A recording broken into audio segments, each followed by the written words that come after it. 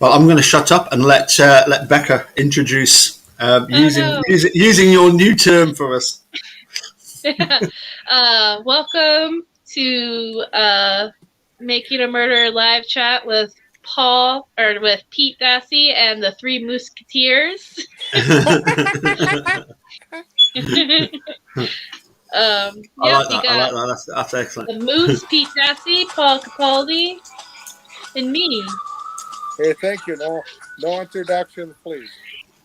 Or no autographs, please. No autographs. Okay. I wanted to be funny starting out, So. Excellent, Becca. The Moose. Yep. Yes, yep. Guess where I got that from, or guess how I acquired that. The Moose shirt. Yeah, the Vancouver with the moose in the middle. All right.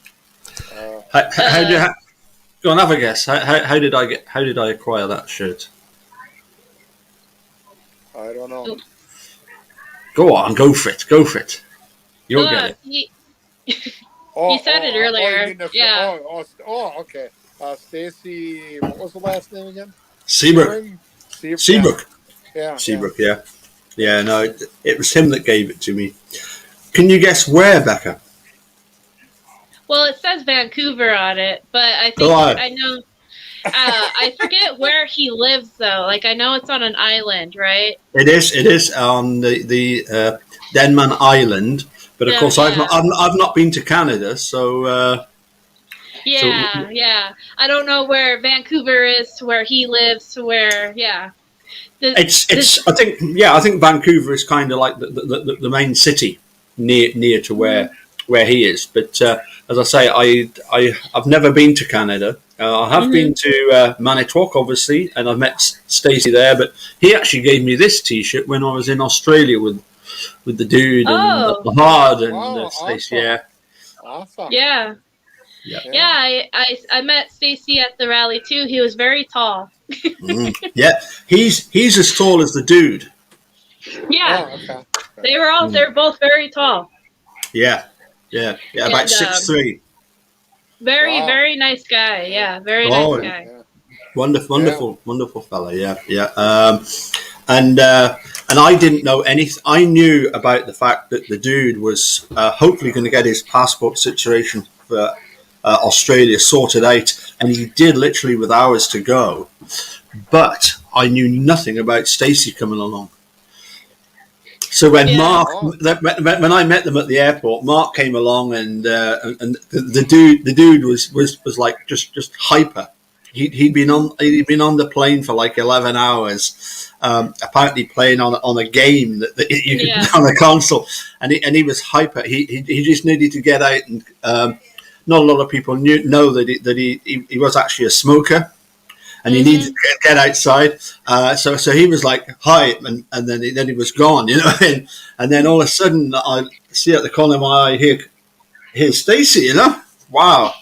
So that was the first time he surprised us, and then the second time the Hod said he was coming up to see me in Scotland, so I met them off the train, and I should have guessed, because Eunice said, I don't know which room Mark will prefer, so we'll prepare both the spare rooms, Mm-hmm. Of course, I never tricked, did I? The other spare room was, of course, for Stacy. Anyway, question to you both. Sorry, Becca, carry on. I was just gonna say that's really cool that Mark Hodnott gave him the opportunity to travel with you guys like that. It made a huge difference having the four of us. I mean, yeah. That iconic picture at the Marvel Stadium of the dude and Stacy. Imagine if Stacy hadn't been there and it was either me or Mark you had to look at. Yeah. It wouldn't be the same, would it? It just wouldn't be so let's kick off then with thoughts on Stacy Seabrook's song. What's your favourite Stacy Seabrook song, Becca? I really enjoyed It Really Matters. Mm-hmm. And I actually didn't really know about Stacy Seabrook songs until the rally. Right. So the first time I ever heard a Stacy Seabrook song was at the after party at the rally, and I really enjoyed the "It Really Matters" song. And I really after that I've enjoyed a lot of his songs, but I think I really like the one where they talk about the Carol Baskin case, Tiger King. Mm-hmm. And then I also really like the one he made for Eric Ozzie. Yep.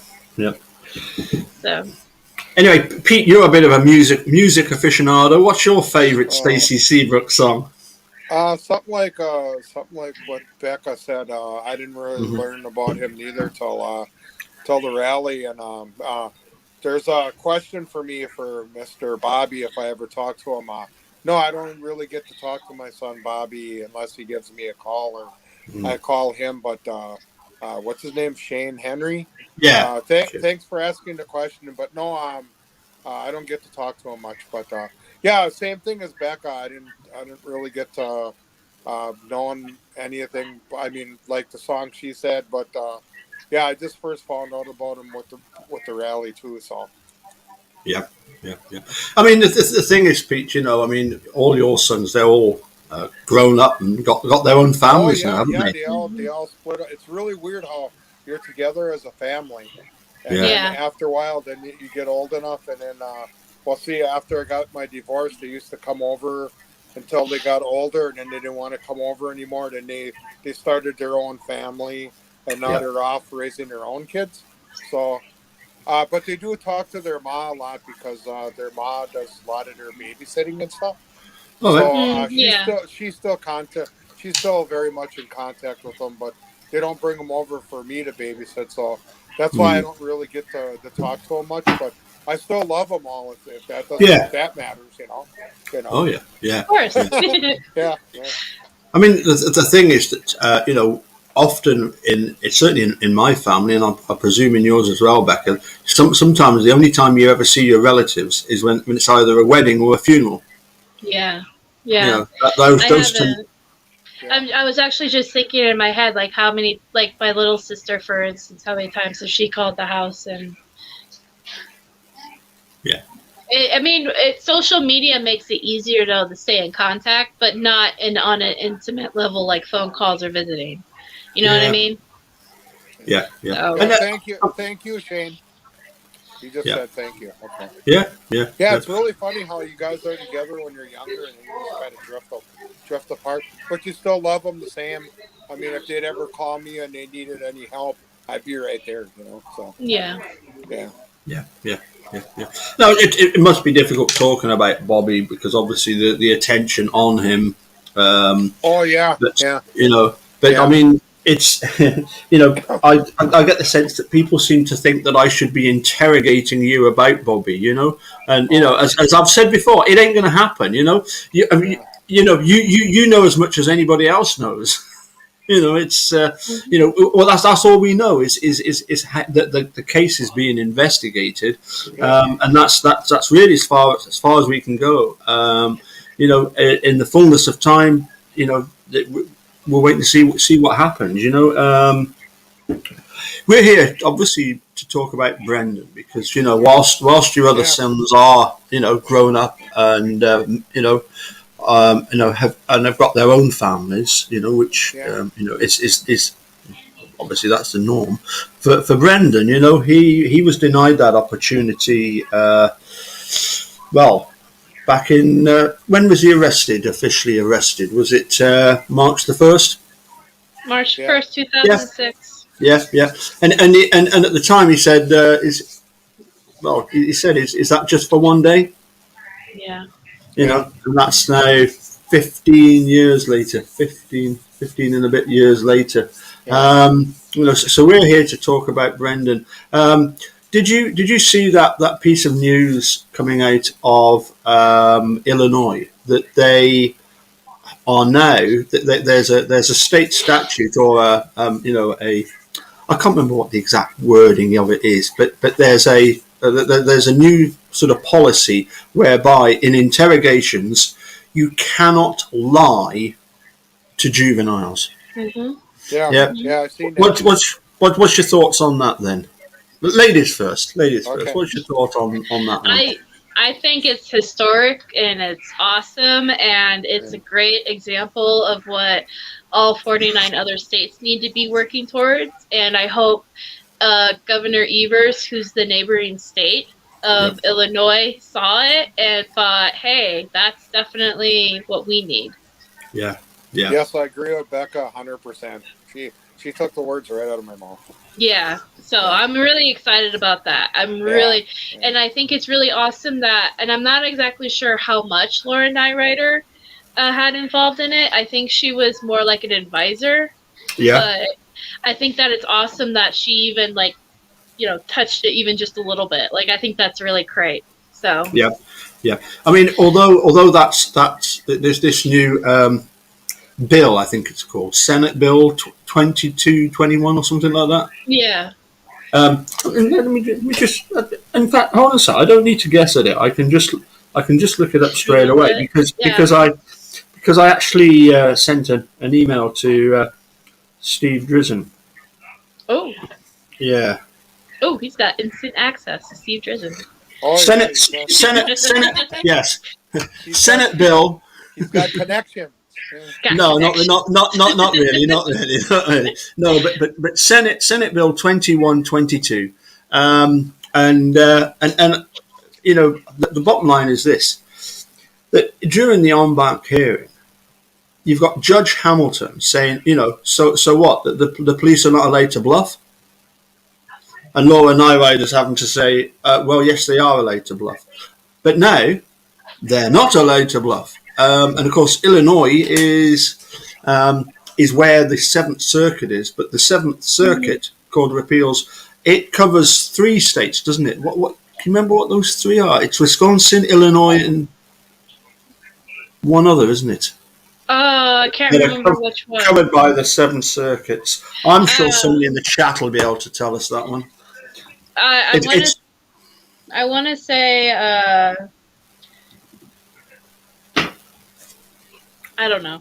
7th Circuit. I ain't even gonna. What's the one? What's the one to sort of west of Illinois? That's immediately below Wisconsin, west of Illinois. Below is Missouri. I'm going to say I have a funny feeling it's Missouri, isn't it? I was actually thinking that in my head, but I didn't want to say it because I don't want to sound stupid. But yeah. 7th Circuit. Circuit Court. Oh, hold on a sec. It's Indiana. Indiana, okay. The 7th Circuit deals with the Central District of Illinois, the Northern District of Illinois, and the Southern District of Illinois. Then it's the Northern District of Indiana, the Southern District of Indiana, the Eastern District of Wisconsin, which is, well, Eastern District. That's where you're in, isn't it, Pete? Yeah. But Belgium. Yeah. Did you see the thumbnail? Yeah, I put up. It's Belgium. Yeah. Cool. I'm going. Hey, I was going to say, if we're going to have any of these shows, I should have sent you some pics, of the stuff around here, and then you could use them for, like thumbnails, like you do. But that would be great. You come up with good ones, but yeah, I could send you something.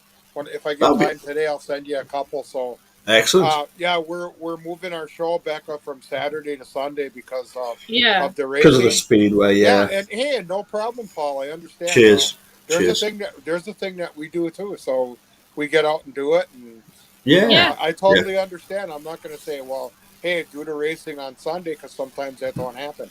So what are you drinking, by the way, today, Paul? Champion beer, McEwen's Champion beer. It's called. I'm drinking Seagram's. Oh my! I'm drinking Seagram's Escaping. I'm escaping right now. So what is Becca drinking today? Iced coffee. Oh, okay. and sorry, I run off iced coffee. Okay. I'm sure that's not alcoholic, but what about your Seagram stuff? Yeah. I don't know. Is that alcohol? Alcoholic? Yeah, there's some in here. I can't. Yeah. Yeah. That's good. 3.2%. Oh. Yeah. Good. So. That's a malt liquor, then, huh? Yeah, kind of like that. Yeah. Yeah. Yeah, on our show here, we also have something to drink, and it's our thing to ask each other, "Hey, what are you drinking today?" So, Yeah. It's drink. always safe to say I'm drinking iced coffee. Oh, okay. Well, at least you got something. I mean, it's Yeah. no hard bubbles at all. Yeah. Have Becca? Have you had any more emails with Brendan? Yeah, I get one or two a week. So, Oh, that's cool. yeah, he's doing good through email. He sent me a list of all the movies and TV shows he's been watching, and Wow. yeah, yeah. I've been mostly sending him updates about what I've been doing, like advocacy wise stuff and like what's been going on, and yeah. But he's doing good. Yeah, and the last talk to him, I had on the phone. They're opening up the facilities there. All right. What is that? July 6th, I think it was. Yeah. Yeah. You can go and visit now. Oh, so you'll be able to get down and see him then? Yeah, I got to see it when I can, and the max is 3 at a time, and I guess you have to wear masks. And I said I don't care. I think the time changes too. Instead of 2 hours, I think it's only 1 hour you get to see him. But hey, it's a start. That's what I look at. Oh, yeah. How far is it for you to get to Brendan now? Oshkosh from Two Rivers. Well, you can do it in an hour, but I take my time. I go along the water, so it takes me like an hour and 20 minutes. You can go to Fastway 70 and 75, but I don't like that real fast, quick stuff. I always like to go by the water, so I leave a little earlier. So about an hour, and they said an hour, but I do it an hour and 20 minutes. I just leave a little earlier. Yeah. But you also telling me that you've recently done the brakes on your car. No, today I was looking for this one noise. When I hit a bump, it sounds like a rattling in the trunk, but it's not in the trunk; it's underneath, and it's just annoying. And I was looking, but I did pick up brake pads or brake shoes. I'm gonna do that when it gets a little cooler out because we got about 80 with high humidities. I don't like doing out there.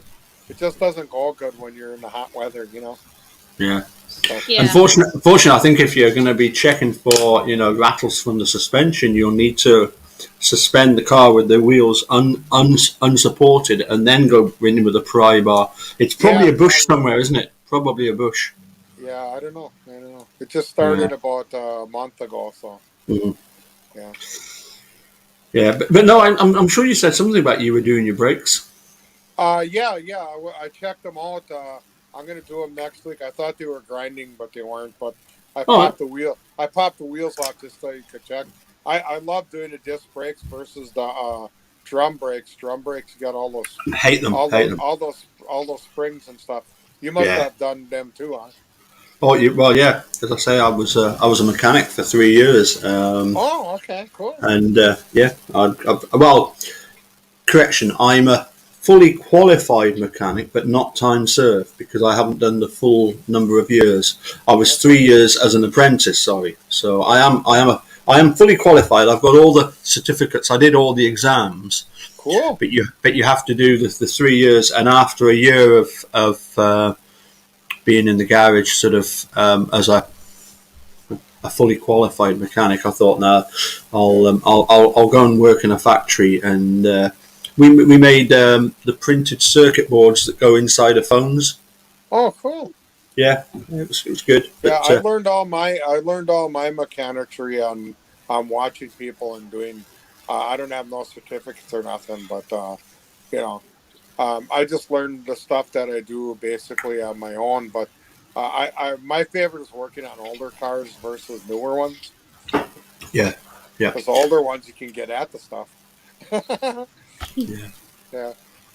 Another Shane pointed out, obviously, that Seventh Circuit Judge Hamilton, asked Laura, what should cops do? Laura answered the judge's question with an opinion. The other judge, that was Judge Sykes, then jumped all over Laura and said about the fact that she's trying to create new law. And guess what? New law is being created. Yeah.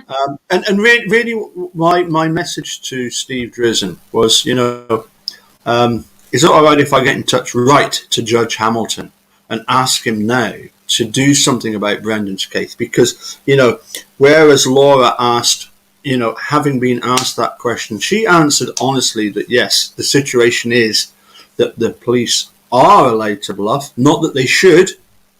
And it was something that was very interesting that Jerry Buting, in his 11-minute press conference, that was covered by Emily Matasic, he talks about that exact same issue. He points out that, America is the only English-speaking country in the world that allows the interrogators to lie, which that's the bit that seems strange to me, because, in an interrogation, you've got police officers that hopefully most of the time they're genuine guys and they are looking to find the truth. But it seems a bit problematic that you're trying to find the truth by telling lies. Yeah. Yeah. There has to be a better way of doing it, doesn't there? Yeah. Well, I think a lot of the police in America's mentality, and this is just from what I've noticed, is they will do anything that they possibly can to make sure they get a conviction to stick on who they feel is the person who did it. So if that means lying to them, then in their mind that it works. But then that's where, that's where wrongful convictions come in. So yeah, I know. Yeah, well, yeah, it's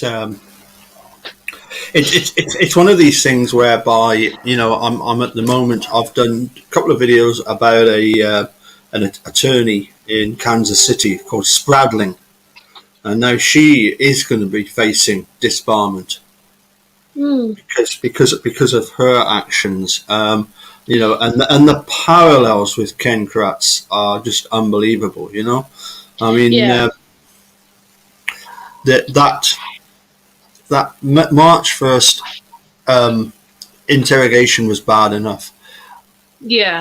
But the fact that he then does a press conference the very next day, knowing full well that there is absolutely no evidence that anything happened. Yeah, I know. Yeah. That's the bit that really I think irritates people. But isn't it strange that the press were happy to run with that and to put it out? And you've even got people that are convinced that if the attorney has said that, then it must be the truth. Yeah. To me, there seems to be we're going to have to start changing some of the minds of people, which is going to be very difficult. Yeah. Yeah. Well, and I think over the last few years, though, people have started to notice that the media lies. Mm-hmm. But back then, I guess people figured like if it's on the news, it must be true. Yes, yeah. It's one of my all-time hatreds about this case. Partly because I was introduced to Making a Murderer by my daughter, who was doing her journalism course through in Glasgow at the time. She was at college doing journalism, and it was her that told me about Mick. I would have never have got Netflix. It was her. She subscribed to it, and when she came back to see us, or a couple of weeks after, she'd asked me about this. She said to me in a sort of genuine way. She said to me, would the police ever frame somebody? And I said, well, no, they wouldn't do, because the potential for getting caught out. Yeah. It means you wouldn't do that. I mean, I know policemen who would not do something like that. And then she said, well, yeah, it was just that there's this thing on Netflix called Making a Murderer. She said, have you heard of a place called Manitowoc? I said, no. Stephen Avery? No. Wisconsin? Yeah. Green Bay Packers. I've heard of them. And that was it, And then she went on about the documentary, and said, yeah, this guy Stephen Avery, he did 18 years of a 32-year sentence for rape. I thought, that's harsh. That's harsh, because I mean, here in the UK, you wouldn't get 32 years. But anyway, I think it was also the attempted murder aspect of it. Anyway, after 18 years, he gets out on DNA evidence. Oh, great, and he's suing the county for 36 million. Excellent, But then this photographer disappears. Oh, not so good. And then they arrest him, and then his nephew confesses. Mm-hmm. And I'm like, well, there you go then. There you go then. He must have done it. That was my immediate reaction. If the nephews confessed to it, yeah, it must be the truth. She said, no, Dad, you'll have to watch it. So then 2 weeks later, she comes back to Gala. She sits us down and insists, me and my wife, that we watch Making a Murder, and I just couldn't believe it. I couldn't believe the ridiculousness of the attitude of the press. I couldn't believe the actions of the police because it doesn't just reflect badly on the Manitrop police, but it reflects badly on police everywhere, doesn't it? Yeah. Yeah. And yet we're finding more and more that this is going on in a lot of in a lot of cases. Yeah. How about that guy the other day that showed on TV, wrongfully convicted, 43 years he sat behind bars, and they proved him innocent, and he's still sitting. There's a problem of letting him out, but what about that? Did you see it? Yeah. Did you catch that one? Wow. I mean, the thing is, Pete, that there is so much more awareness of this now. My hope for the future is very much that because of obviously the flagship documentary is Making a Murder. That's the one that has encouraged lots of other documentaries about wrongful convictions, aren't there? I mean, you've got here in Scotland, you've got things like a Murder in a Small Town, and it's a 2-part, 2-hour, not quite an hour long episodes. And then you look at some of the other cases. I mean, recently I've gone back over The Confession Killer. Yeah. Henry Lee Lucas. Yeah. Which is really good to watch. Really good to watch. I really detest Jim Boutwell. I think for a Texas Ranger, he is a complete embarrassment to them. But for his actions. But yeah, this 20 episode of Making a Murder, roll on season 3. Mm-hmm. They haven't filmed for season 3 yet, have they? Well, I assume not. I mean, at the moment we're waiting on Sean Reck putting out his. Apparently his is a 10 episode documentary. Convicting a Murder, isn't it? Yeah, Convicting a Murder, yeah. We're still waiting on that one. Well, it's I've actually contacted Sean Reck, and he has agreed that before the end of the year he'll come on and have a chat with me about Convicting a Murderer, which would be great. I know that the dude wanted to get him on. Who's the hound? All right, the hound dog. That's Dieter. Dieter. My dad's dog, Dieter. Oh, okay. Go. That's a unique name, Dieter. Yeah, he's a big baby. Oh, okay. They all are, aren't they? Yeah. I have to go on. Go. There you go. Is that considered a hunting dog? Oh, yeah, he could be.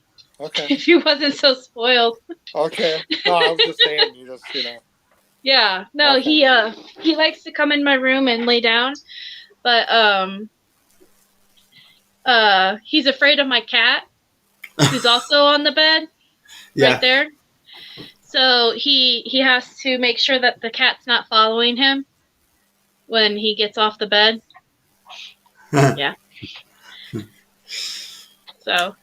Yeah, I mean, this Will Convicting a Murder ever come out? As far as I know, and this is, as I say, this was what I heard from Sean Reck, because he posts on various sort of media outlets. At the moment, he's just it's finished.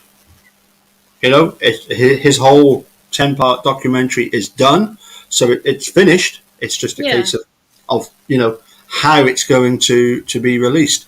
It could be, to begin with, that he will simply sell it to cinema houses, because he's done three documentaries, three sort of film documentaries, and some of them are just a film, say an hour and a half film. Some of them are these longer documentaries, and it's just a case of seeing who's going to put them out. I guess it's about what kind of money he's going to get out of it, huh? Well, yeah. I mean, his firm is called Transition Studios. So I mean, they've got that they're not doing it for the fun of it, are they? No, yeah. And one can imagine, and obviously, with in fairness to Sean Reck, he does have a track record of having produced some pretty good documentaries. If you've ever watched, A Murder in the Park. Yeah, I thought that was very, very good, very, very, very interesting. I mean, a totally bizarre that people should manage to get a clearly guilty person exonerated. It's the one and only time I've ever seen anything like that. I've never seen anything like that before. I am interested in seeing that documentary, only because of the AC Rookie and Ken Kratz interview. Yeah. I'd like to see the whole thing of that. Oh yeah. But yeah. I mean, the thing is that when a lot of us were very skeptical about Sean Reck and his apparent sort of friendship with Ken Kratz, because I remember seeing an interview with him and Sean Reck, Ken Kratz, and some other guy that's a well-known sort of TV presenter. And I can't remember the guy's name at the moment, but I remember the dude said, "Yeah, I've never liked that that sort of TV chat host." I can't remember what the name of the fellow was. But the worry is that convicting a murder, it's all about the the sort of prosecution side of things, and it was actually Ali Apperson that said no. I've been speaking with Sean Reck. He's a film producer, right? He's got to appear to be completely 100% neutral. Is that a question that Paul Ward is asking? Is that for the number 3 video or what? I don't know. Well, I think this is for convicting a murderer. Paul's asking, did Sean Reck ever contact you about doing an interview for the documentary? Documentary. No. Well, here's the interesting thing. The year before the rally in 2018, the dude was convinced that he was being interviewed by people for Transition Studio, and then when we were there in 2019, you remember there was a film crew there? Oh yeah. They were there. So I wouldn't be surprised if there's rally footage from 2018 and 2019 and interviews. Okay. There's definitely, because a lot of people misunderstood who that film crew was. When they were there. I remember that. I was wondering myself who they were. It wasn't until the very end I asked one of the guys. And he told me he was from Convicting a Murderer. Yeah, Transition Studios. In fact, were they not students as well? They were students, The producer hired students from a college to do it, so they weren't necessarily. They didn't even really understand why they were there. They just knew that they were filming this thing, and. Oh. Okay. Wow! Yeah. So. I remember that very well. Okay. Because every time I turned around, the camera was right there. It'd be like, boom. Wow, like, whoa. You got a feeling that somebody's watching now. Yeah. Please stop staring at my backside. Yeah. Please stop. On your backside. Yeah, so if you do watch, if it does go out there, you're probably going to see a lot of Becca bending over and picking stuff up. You know what I mean? Because, like I said, every time I would like do something and then I'd get and turn around, and it would be like right there. I'm like, oh. Maybe one of the guys had a thing for you. No, I'm just kidding. I hope not. I'm just kidding. I'm just kidding. I hope not. Okay. You never know. You never know. You never know. Yeah, but no, seriously, it was. I'd never been in a situation like that because they were pretty adamant there. Yeah.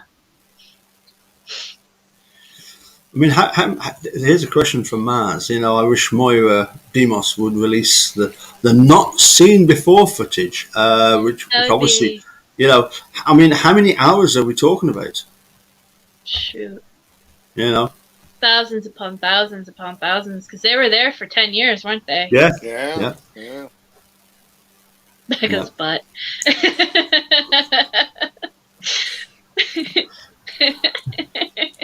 It's the truth, I swear. But they were really on you that much? Wow. Well, like, I don't know. Maybe it's just me, but. Okay, maybe. Yeah, could be, maybe. I don't know. I know I saw a lot of supporter pictures. I was in the background too, bending over. That's why I think maybe the. Oh, okay. Yeah. Well, I think there's at the end of Making a Murderer Series 2, when various supporters outside the courthouse are being interviewed, you can see the dude in the background on his phone. But I think he was a bit cheesed off that everybody else got interviewed, for Making a Murderer, and he didn't. He was a bit cheesed off about that, but never mind. Yeah, I kind of was a little I don't know if butt hurt's the right word for it, but because like I know that there were the Manitowoc rallies, which were really important, but there were rallies other places that I kind of wish that they covered. As far as that stuff goes, because it's I mean, I suppose it's that they can't cover everything in 20 hours seems like a long time when you consider the amount of footage, as you say, that they will have had.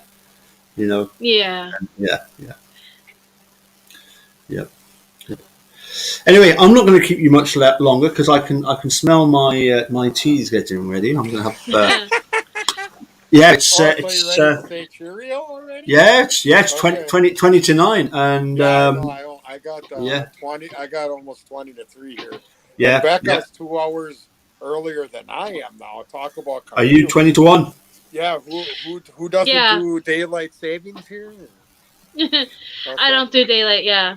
Okay. No, it's almost Paul, 1. You do daylight savings by you, don't you? Yeah. There's an hour different. There's an hour change by you too at a certain time, isn't it? Well, our clocks went forward end of March, and they'll go back at the end of October. You do the daylight. Yeah. British summertime, when, as I say, the clocks go forward, so you lose an hour, but then the only thing in about October time. Right now, the only thing I really love about it is right now when you're going in the morning, I'm driving in at like 5:15, and the sun is up, and I can see the deer running across. Where before, when it was real dark, you have a deer run into you, you won't see him as good. Oh, yeah. So otherwise, it's okay. Actually, Paul, you're absolutely correct. If you look carefully, then you'll see that Dolores has talking about all the people that have written to her, and they show very very briefly a pile of postcards, and the top postcard is the one that I sent from Galashiel. So that's absolutely true. That's really cool. It's about 2 seconds where the camera is on the Not even that, sorry, not even 2 seconds. It's like half a second or whatever. But that's true. Anyway, it's wish they wouldn't change the clocks. Yeah. Move to Arizona. Yeah. Do they not change? Becky, nope. No? We don't All change right. our clock. Nope. From my understanding too, Becca, you don't have a lot of grass, so you don't have to need a lawnmower or what? I mean, yeah, that's true. Or- We have weeds though, so like we have a Oh, you still have lawnmower. to weed then? Yeah, we have a lawnmower and we Okay. mow our weeds. Okay. So instead of grass, you got weeds. Yeah, we have grass. So next time when it gets bad out in the backyard, I'll take a picture for you to look at. Oh, okay. So you can see it. Yeah. Okay. We're having a conversation about grass and weed. Is this not the slang name for something else? Grass and weed. Yeah. Okay. Well, it's legal here, so. Oh, I see, right? Yeah. I see. Yeah, it's another reason why you can move to Arizona. Wisconsin's trying to do that too. I said, to each their own. I never tried it. I never will. I tried cigarettes. I can't stand those. So why would I be interested in doing that stuff? But to each their own. I mean, if they brought it here to Wisconsin, fine. But I don't want to hear everybody, doing wrongfully by it and getting into accidents and because they did too much. But I guess it's like drinking. So it's like drinking. Yeah. That's the way I look at it. So whatever. If it comes here, it comes here. No biggie. Yeah, it's interesting. I had a conversation with Eunice about that, and she pointed out that in Portugal recently they completely decriminalised drugs, and like within a year, drugs? Yeah, within a year, really, within a year, the number of people addicted fell by 50%. That's interesting. Yeah, wow. Yeah. Because you destroy all that sort of illegal market and all that kind of stuff, Yeah. And it does. It just means that the people that do it for medicinal reasons, just let them do it. You're not going to stop people doing drugs. You're not going to stop people trying to make money by getting them in. But if you destroy their network, yeah. Yeah. So that's true. It's an interesting thing to consider. Anyway, yes, I'm getting hollered at to quickly get well, get some you guys tea. go then. Hey, thanks for organizing it today, and Paul. So then we'll do it on Sundays instead. Then let everybody know. We'll let anybody on a chat there at 2:00 on Sundays, or that's for my time. Yeah. Yeah, 2:00 your time. Okay. Yeah. Excellent. Thanks for joining us today, Becca. Yeah, this was fun. Thank you for having me. Long time no see. I know, right? It's been forever. Yeah, a long time no see for Paul too. It's been at least a couple weeks. But I love your videos, Paul. Keep sending them. They're cool. Oh, I will do. Don't worry about that. Yeah, awesome dog house you made there. I agree about the dog one. I love your dog. Yeah. I have added 2 shelves to the outside for putting plant pots on, And Eunice then said, or you could put your beer there. And I never thought about that. Hey, cool.